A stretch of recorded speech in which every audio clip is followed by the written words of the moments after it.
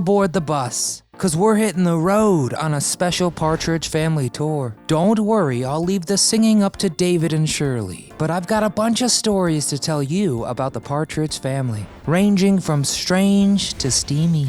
Although a squeaky clean show, behind the scenes there were some shocking issues. There is a dark side to fame and fortune that always seems to poke its head out when the stakes are high and the music is rockin'. I'm your host, Nostalgic Nick Partridge, strumming up some incredible secrets about our favorite family, the Partridges. If this video gets stuck in your head as much as I Think I Love You does, then I think you should give us a thumbs up and subscribe to the channel so you always catch our latest hit. Without further ado, let's rock.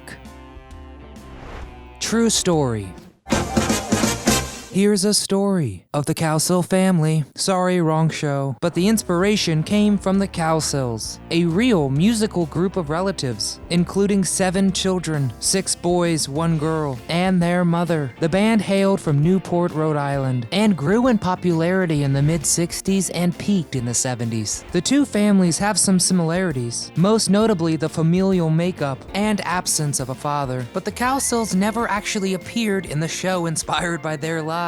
But they almost did. They almost starred in it, but producers insisted on having Shirley Jones play the family matriarch. Years before, Jones actually introduced the Cowsills at one of their earlier concerts. Funny how things work out.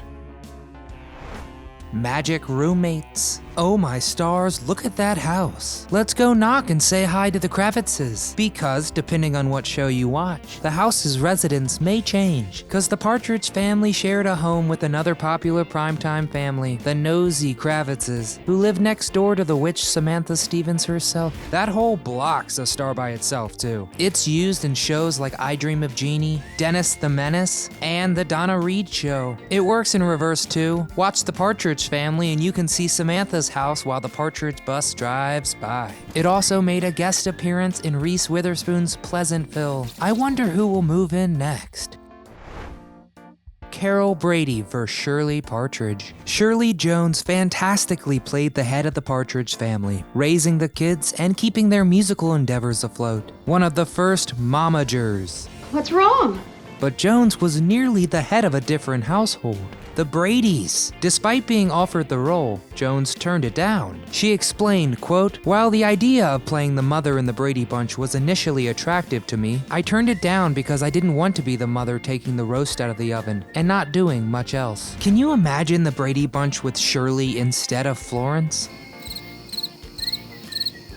I've never heard such a loud silence. Let me know in the comments if you think that would have been a better show. The idea of being one of the first hugely visible working mothers in US TV history was a lot more appealing to Shirley. And wouldn't you know it, the Partridge family schedule let Jones be just like her TV counterpart, a working woman who could also take care of her kids. Right on, Shirley.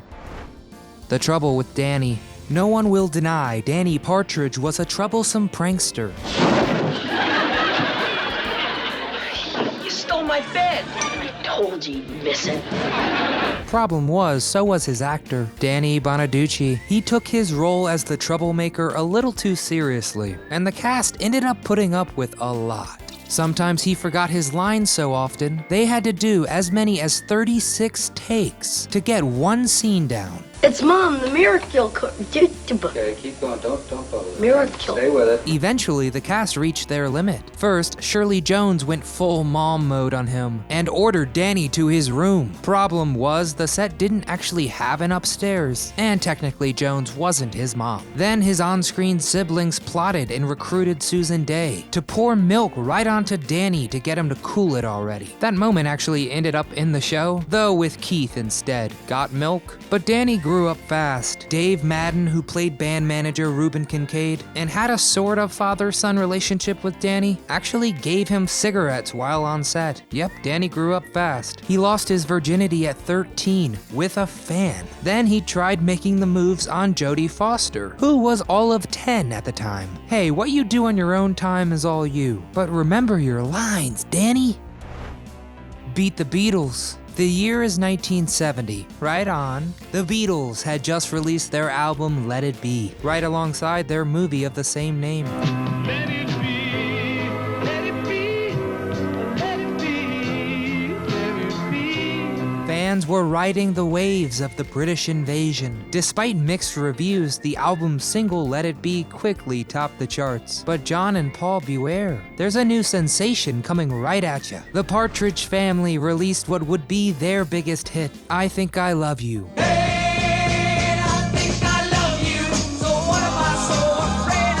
Even against full-throttle Beatlemania, the Partridge Family soared to the top of the charts and reached #1. They had officially done the unthinkable, dethroned the Beatles. But now, over 50 years later, I want to know, which song holds up better today? Let us know in the comments.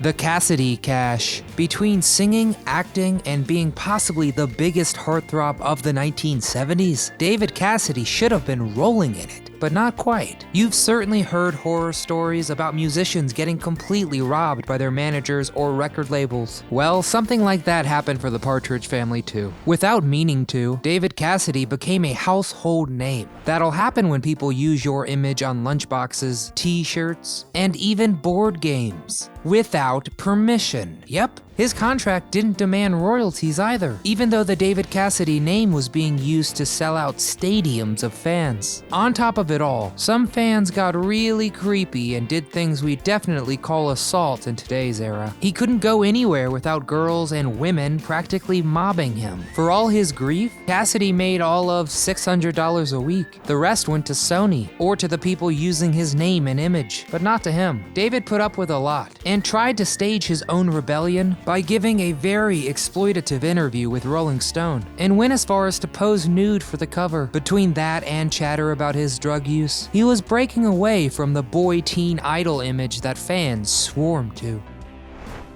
Susan and David. 'Tis better to have loved and lost than never to have loved at all. That's advice Susan Day had to keep in mind every day of her work week while she pined from a close distance for David Cassidy. 2 years her senior, Cassidy just thought they were really great friends. So great, he told her all about the fawning women he faced on a daily basis.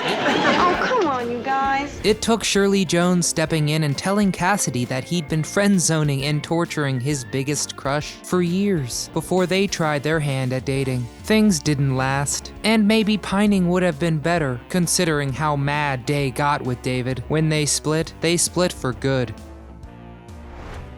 Susan's body. Although she had a nation of adolescent boys obsessed, during the show, the beautiful Susan Day contended with serious body image issues, so began a strict diet. Susan is 5'7", and at one point dropped all the way to 92 pounds, and would have continued this anorexia, but thankfully Danny Bonaducci very delicately told her, quote, "What's wrong with you? Your skin is orange. You look disgusting." Not so nicely put. You're a male chauvinist piglet. But that's what brothers are for, and it gave her a very big wake-up call.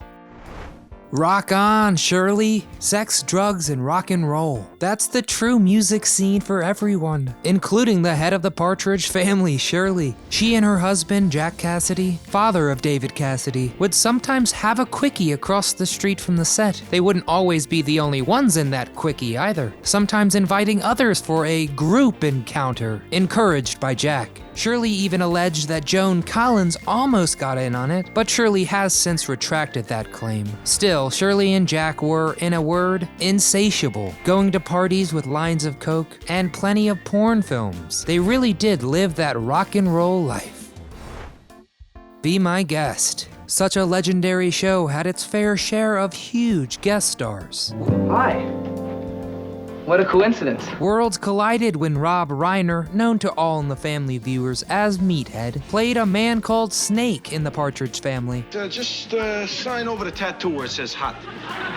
Although it was fun seeing him act, he's since become one of the best directors in the biz. Any fans of The Princess Bride? How about Stand By Me? Or is Spinal Tap more your speed? And he wasn't the only famous guest star. Richard Pryor is part of an episode that name drops even more legendary entertainers like The Temptations. Rosemary DeCamp, famous from 157 episodes of The Bob Cummings Show, graced the Partridges 4 times over the years. Even the Scarecrow himself, the legendary Ray Bolger, joined the cast for 3 episodes in the early 70s as Grandpa Fred Renfrew.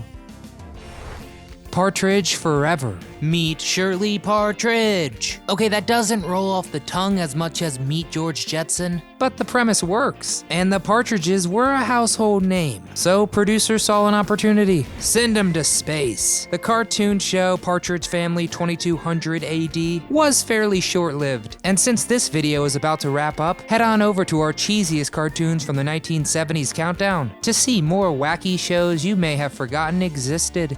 Well, the bus is pulling back in, but that was one eventful tour for our favorite musical family of the 1970s. Castmates became family, co-workers became crushes, lines were crossed, lives were saved, all in a day's work. So tell us, who else grew up watching the Partridge Family? Who was your favorite cast member? Did anyone have any cherished themed merchandise? Well, let us know in the comments below. We want to hear from you. And if you enjoyed this Partridge throwback, don't forget to like this video for us and subscribe to the channel if you haven't already. But that'll do it for now. From all of us here at Do You Remember, thanks so much for watching. We'll make you happy.